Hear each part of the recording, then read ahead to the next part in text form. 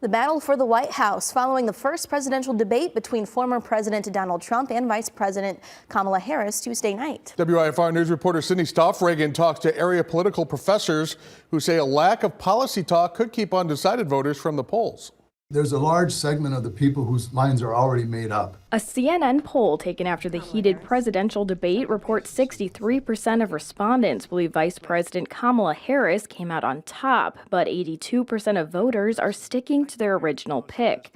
Rockford University professor Bob Evans says despite a strong performance, Harris skates around answering for past mistakes.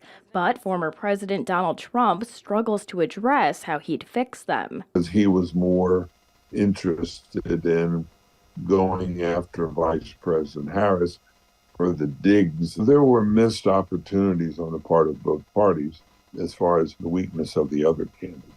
Scott Schroffnagel, a Northern Illinois University professor, says Trump's attack strategy energized his supporters, but likely did not impress swing voters. He says Harris, however, did not talk enough policy to swing them her way either.